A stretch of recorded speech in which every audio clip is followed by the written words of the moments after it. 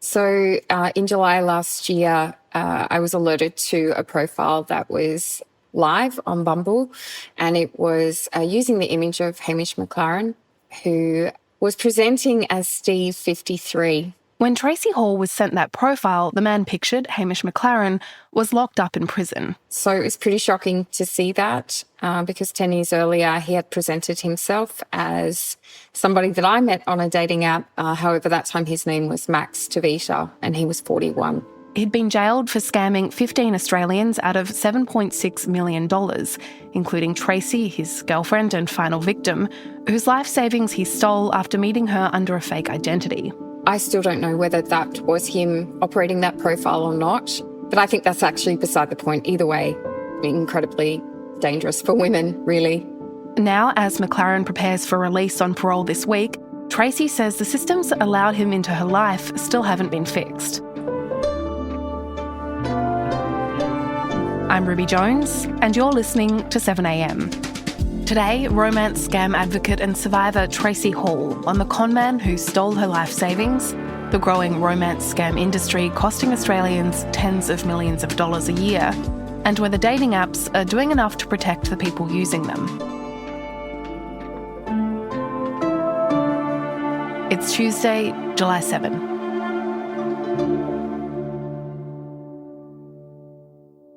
Tracy, a decade ago, Hamish McLaren stole your life savings, more than $300,000. Tell me about what happened. So we met on a dating app 10 years ago and we started a relationship that went on for nearly 18 months. And he basically continued on for that time presenting himself as Max Tavita. He was a chief financial officer for a family office, so a high-level finance executive. We took family holidays. We had a very much an in-real-life relationship, planning our future together. And it wasn't until about 16 months later that I woke up to a Crime Stoppers video of him being arrested outside of his apartment. And of course, I didn't know what was going on. I knew him as this man that I was in a relationship with and building a future with. And very soon after dealing with detectives and law enforcement, I was told that his name was actually Hamish McLaren and he had been arrested for swindling 15 Australian victims out of $7.6 million. The vengeance of his victims today came thumping down on serial conman Hamish McLaren, jailed for at least 12 years in prison. What he had done was convinced and groomed me to set up a self-managed super fund that I believed was in my name. But there was a bunch of false documentation and, a web of lies, and actually discovered that it wasn't in my name. So I lost 22 years of career superannuation. He stole $317,000 from me in the process, which at the time was my life savings. And he was sentenced to 12 years in jail with a 9-year non-parole period. Mm. And so what was the long-term impact of that on you? Were you able to get any of that money back? No one received any money back as part of that case. So, the impact was obviously a financial hit, a very big financial hit. So at 42, as a single mother, I had to start again financially. And then on top of that, for me, there was sort of an emotional and psychological betrayal and devastation that went with that. So having to recover from that is probably been just as hard as recovering from the financial deceit and the financial loss. But yeah, it's completely impacted my life. How could it not? Mm. And so once you were made aware of this profile on Bumble, talk me through what you did. Yeah, so I tried to find some people on LinkedIn that were in trust and safety or law enforcement at Bumble. So I reached out to quite a few of them. But in the end, essentially, they said that they couldn't talk to me, that I needed to fill in a generic web form. And I actually just wanted to speak to a human being. As you can imagine, my levels of trust are quite low. And putting all of this information into a generic web form when I was very, very concerned about the safety of women on the app at the time just seemed like a very poor response. And then I also contacted the eSafety Commissioner, who acted very swiftly and put me in touch with one of her staff members who helped me through the process. Okay. And Can we talk a bit more broadly about safety on dating apps? Because this has been a kind of long-standing issue for a lot of these apps. We do have a voluntary online dating code now. Tell me about what that code was supposed to fix and where you think the gaps are now. Yeah, I mean, there's still so many gaps. And this is my issue, is that 10 years on after I was deceived through meeting a fake profile or a fake identity on a dating app, nothing's changed. The issues are still the same. And yes, there are some safety features that the platforms have implemented, but in my opinion, they're tissue thin. They are so easy to manipulate and weaponize by criminals or bad actors. It is not hard to be anyone you want to be on a dating app. Fake name, fake date of birth, fake email address, fake profile, fake everything.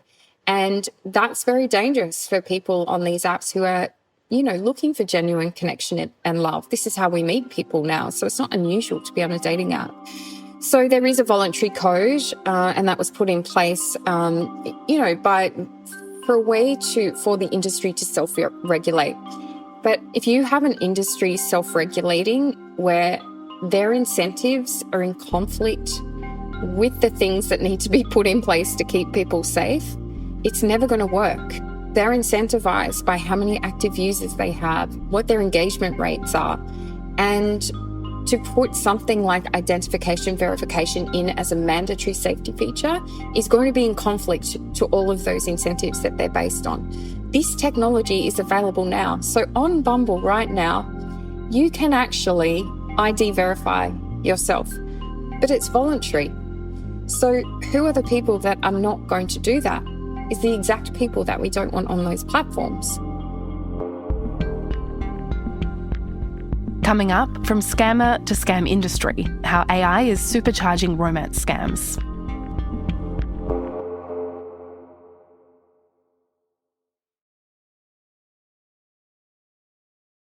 Tracy, I know you've spoken with other women who've had money stolen by men they've met perhaps on dating apps. So how often is this happening? To what extent are dating apps being used as a source for people to find potential victims to scam? It's a huge point of entry for criminals. And what we're seeing now is that it isn't these lone rangers like Hamish that, are opportunistic people that are preying on an individual level. What we are seeing now, especially in space of scams and fraud, is transnational organised crime. So these are groups that sort of sit in compounds in places like Southeast Asia. There are thousands and thousands of employees that work in these compounds. They're often victims of human trafficking themselves. And they have access to technology, data, systems, playbooks, everything that allows them to commit this type of crime at scale. I speak to romance fraud victims and victims of scams every week. And the stories are the same. It's a profile of somebody that they met online, either on a dating app or a social media platform. They were a fake identity operated by somebody out of one of these scam businesses or these scam compounds, and they've lost thousands and thousands and thousands of dollars. The ability to create fake profiles for weaponization for these crimes is just too easy. AI has absolutely supercharged this. Thousands of fake profiles, beautiful men and women. They're using things like voice cloning to make it sound like the person, so accents are removed, for example. There are examples of real-time deep fake and face swapping technology. So you think you're safe or you think you're on the right path with someone because you've done a video call, and it's actually, a deep faked or a face swapped video. We know that criminals have very clever ways of getting around things. But I can guarantee you that a lot of the situations that I hear about, the scam victims that I talk to every day, it never would have happened to them. I never would have met Max DeVita. Last year, that profile of Steve 53 wouldn't have shown up on Bumble if this was actually a regulated thing. And so what would you like to see happen then in terms of regulation? I would love to see a change in regulation because I do believe it's the only way. We have given the industry and the online dating platforms the chance to put in safety measures that actually protect people as mandatory, not voluntary, and they have chosen not to do that. So for me, the only way is for us to regulate this in the same way that the Australian government has shown incredible leadership when it comes to the social media age delays for under 16s and age gating on other online content. We have shown incredible leadership in that space, and the world is following us. You know, the amount of other nations that are actually putting in those things now that we've done it, I see this as just the next logical step. So I would like to see a regulation that requires online dating app profiles in Australia to be ID verified against some sort of legally enforceable or, you know, government-issued ID. There are obviously some complexities around that, though. I mean, not everyone supports mandatory ID verification. One of the big concerns is obviously around privacy and data protection. There's not a lot of trust or goodwill in any of these big tech companies, and so there's a hesitation to provide them with, you know, more data and, you know, the risks around that. How do you weigh that up against the safety concerns? Yeah, it's a very valid concern, and I think we should all be thinking about where our data goes. The solution, for example, that Bumble have in place now with a company called Veriv, Bumble don't hold that data. You know, it's managed by this third-party supplier. We need to think about where our data's going, and we hand over our identity for things that are far less important than inviting somebody into our hearts and into our homes. You know, when you go to the chemist to get some pseudoephedrine in your cold and flu tablets, you have to hand over your ID. When you get a job, when you sign a lease on an apartment, there are so many examples where we are very, very happy to give over our ID and our data to get what we need done. Yet this example where our safety is at risk is one of those things that it doesn't happen. And Max, or Hamish, is being released from jail later this week. What do you know about the conditions he'll be under, and how concerned are you that he'd do it again? There are conditions of his parole. So he's not allowed in certain areas, he's not to contact or manage money. Like there's quite a few things.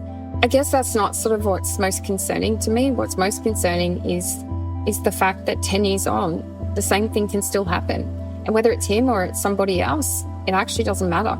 You know, and that's the thing that I'm focused on now is how do we demand better? How do we demand a safer environment, a digital environment for our children, for our friends, our nieces and our nephews, because unless we do, this is going to keep happening. Well, Tracy, thank you so much for speaking with me. Thanks, Ruby. Appreciate it.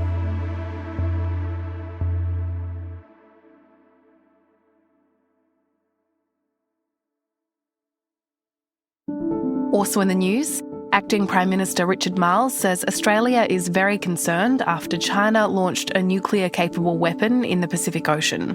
A Chinese submarine launched the long-range missile with a dummy warhead as a test, it says, was part of its annual military training program.